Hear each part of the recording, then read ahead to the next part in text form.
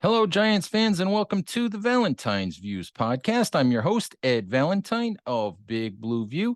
If you're watching us on YouTube, please like and subscribe there to support our channel. If you're listening to us across the Big Blue View radio platform, please subscribe wherever you listen to podcasts and drop us a rating if you can. We always appreciate the feedback. All right, Giants fans, we are into Monday, August 15th of Giants training camp. Really the fourth week of camp. Monday will be the first practice of training camp without fans in attendance.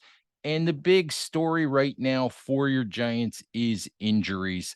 Listen, the Giants have had a rash of them lately. On Sunday, I was not in attendance on Sunday. Believe it or not, I do take a day off on occasion, but I wasn't there on Sunday. Looked like a couple of players, edge defenders, Jihad Ward and Ellerson Smith, both left practice early, adding to an already long list of players who are missing from practice at this point in time. We'll go through some of them. Looks like Shane Lemieux, a left guard, is going to miss this week. Head coach Brian Dable was non-committal about when Lemieux might return. Said it won't be this week.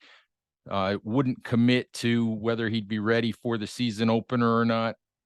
Looks like Josh Azudu, who would ordinarily step in at left guard for Lemieux, is also out of action for a little while. Daboll said it was questionable whether or not Azudu would be ready to play on Sunday when the Giants have their second preseason game against the Bengals. Guard center Jamal Douglas is also out. So you've got a situation, the Giants have already lost rookie Marcus McKethan to a torn ACL. So they lost offensive tackle Matt Gano to a neck injury. So they're very, very thin. They're scrambling to fill spots on that offensive line. And it's a tough go right now. Dable also said that he's not sure that Kadarius Toney will practice this week. Giants have kind of been managing Toney throughout camp. He left practice early 2 days before the preseason game, didn't play in last week's preseason game. Don't know if whatever's going on with him right now is related to the offseason knee surgery that Toney had, but obviously something to monitor.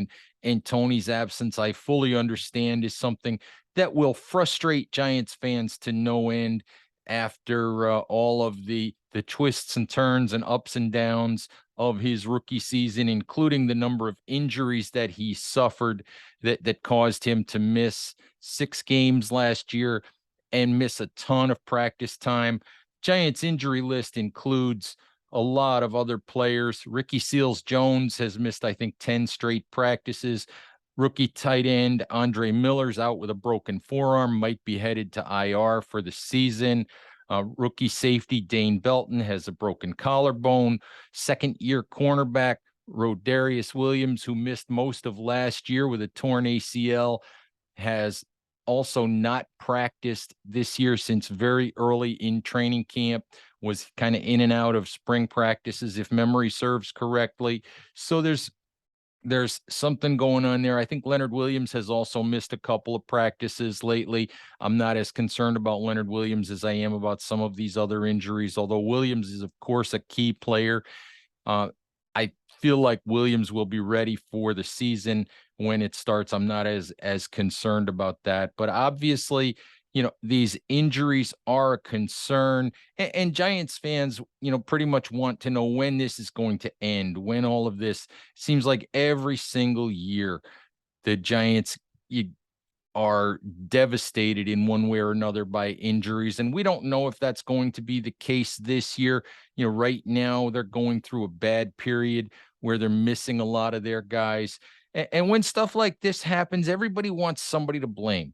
But the reality of it is stuff like this has happened for the Giants going all the way back to the Tom Coughlin era. Coughlin made a lot of changes in his last few years, changing up practices, letting guys do extended stretch periods. just changing practice methods considerably. And obviously, when Coughlin began coaching the Giants, there were two-a-days, which went away, several years ago with the new collective bargaining agreement. I think that was 2010 or 11. Things have changed dramatically. But listen, Giants had injuries with Tom Coughlin and the training staff, the conditioning staff that Coughlin had in place. They had a ton of injuries under Ben McAdoo and the training and conditioning staff that he had in place and the philosophies that he used in practice, where he had a lot of light days, a lot of walkthrough days, backed players down quite a bit. It didn't change under Pat Shurmur with new strength staff, with new conditioning coaches, with new coordinators, with new practice philosophies. It didn't change under Joe Judge, who was incredibly careful. Although he was, a tough guy by reputation, he was incredibly careful with returning guys to practice once they had been hurt. And he tended to leave them out for long periods of time, make sure they were 100% healthy before he brought them back. Didn't change under Judge. And Brian Daboll, Joe Shane were in Buffalo, where the Bills had a lot of success avoiding injuries.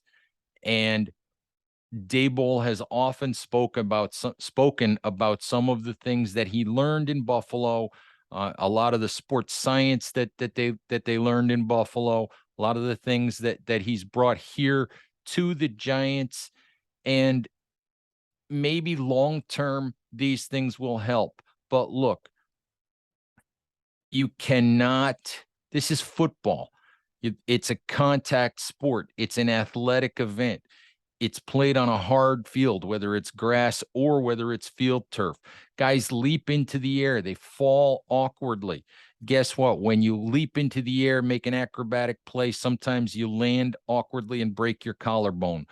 When you're playing fullback and you're going up there into the line of scrimmage and trying to throw a block in a crowd of people, you stick your arm in there. Sometimes you break your forearm. You're a pass rusher. You're an offensive lineman. Sometimes you get your leg twisted up. Sometimes you get stepped on. Sometimes you get rolled up from behind. Sometimes players get a cleat caught in the field turf. It happens. You can try to prevent some of the soft tissue stuff. And so far, the Giants have been pretty fortunate with that kind of injury this year. But some of these other injuries, the stuff where you get rolled up on, the broken bones, all of that stuff, you can't prevent those. You can't stop those from happening. As I said, it's a contact sport. There is no one to blame. You can't blame the head coach. You can't blame the conditioning coach for a broken bone or for a guy getting rolled up on in practice. You can't blame the trainers. These things just happen. And I would think that Giants fans, after this number of years, would understand that you can keep changing as many things as you want. Injuries are going to happen. They're unfortunate. We wish they wouldn't happen, but in reality, it's no one's fault. It's just football. The best thing you can do, as an organization, as a franchise, you use the best information you've got. You use the best science that you've got. You try to bring in players who have a history of health and hope that it stays that way as much as possible. And as I said, I just, there's no one to blame for this stuff. It's unfortunate. Let's hope that most of these guys, let's hope that Lemieux is back soon and ready to go for the regular season. Let's hope Azudu is back soon, ready to go for the regular season. Let's hope that whatever Tony is being bothered by doesn't keep him off the field a whole lot longer. Let's hope all of these guys are back on the field sooner rather than later. Knock on wood, to this point, Saquon Barkley's been healthy. Daniel Jones has been healthy. Wan'Dale Robinson, Daniel Bellinger. These guys have stayed healthy. Evan Neal, Andrew Thomas have stayed healthy. Kayvon Thibodeau. Knock on wood, hopefully these key players will continue to stay healthy leading up to week one against the Tennessee Titans, and hopefully, you know, many of these other guys that are sidelined right now will be back. But I know everybody wants a scapegoat. I know everybody wants an answer. I know everybody wants a reason. And there isn't a single reason to give you. There's never a single person or a single thing to blame. It's just the sport of football, and stuff like this happens, and you have to move forward with the players the best you can. All right. One other thing that I wanted to talk about quickly is Daniel Jones and the Giants offense. As I said earlier, I was not out at Quest Diagnostics on Sunday, but it was reportedly another really, really rough day for Jones in the offense. I think Dan Duggan of The Athletic charted Jones as 6 of 19 passing, which is ugly. But I keep saying we have to have context to these numbers. We have to look at them and say, we don't know what the play calls were. We don't know sometimes if a wide receiver or a running back or a tight end is in the wrong place. We don't know the circumstances of every throw. We don't know what the coaching staff might have told the quarterback in terms of where the ball was to go on a given play. But 6 of 19 is ugly, no matter how you slice it. And I get it. I get it if there's concern at this point. And one of the things that I intend to ask Brian Daboll, if possible, is regarding the theory of process over results at this time of the year. That's something that Shane Tierney talked about last week. Shane Tierney being the Giants quarterbacks coach. He said at this time of year, the Giants are not really about completion percentage. They're not about numbers in training camp practices, whether it's 6 of 19 or 16 of 19. They're about process over results. They're about learning what works and what doesn't work. They're about learning why certain things didn't work, why a pass fell incomplete, why a wide receiver and a quarterback didn't seem to be on the same page, all of those things. And I get that, and I understand that. And I want fans to look at all of these numbers and take them all with a grain of salt, because in the end, in the big picture, when you look back on the 2022 season, nobody's going to care about what the training camp passing numbers were. They're not. What people are going to care about is what happened once the regular season started. Did the Giants have a competent offense? Did they have an effective passing game? Did Daniel Jones play well? Was he on the same page with Kenny Golladay? Was he on the same page with Kadarius Toney? Was he able to get the ball up and down the field effectively? And for me, the question that I need to ask Brian Daboll, and maybe later on in the week, offensive coordinator Mike Kafka, is when does when do results become more important than process? When do you begin to worry about the results? When do you look at 6 of 19 and say that's, and instead of shrugging your shoulders and say it's just practice, we'll look at the film, we'll learn from it, we'll gain some information from it, and we'll fix it. When do you look at 6 of 19 and say, oh, that's just not good enough? That just had to be better today, regardless of what the process and what the reasons were. I wonder when that flips. I mean, do Daboll and his staff simply not worry about those numbers until we get to the regular season? Will they just continue to try things in practice, to run out different route combinations, to try things for the first time, to look at things and try to develop this offense? When do they narrow it down and say, okay, these are the things that we know how to do, and we're just going to stick to these for the time being? We'll try slowly to add other things to the offense. But I want to know when it becomes a concern that so often the passing attack in these practices looks so ugly.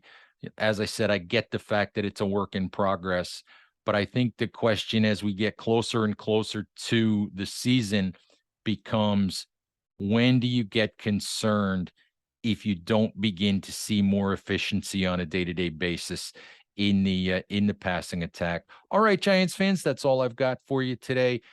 Please check bigblueview.com for all of your Giants coverage. Yours truly will be out at Quest Diagnostics on Monday and Tuesday. So please check our website for the practice reviews each day and feature stories, any other news that happens at camp as we try to get you guys ready for the 2022 NFL season. All right, Giants fans, thank you, and we'll talk to you soon. Bye-bye.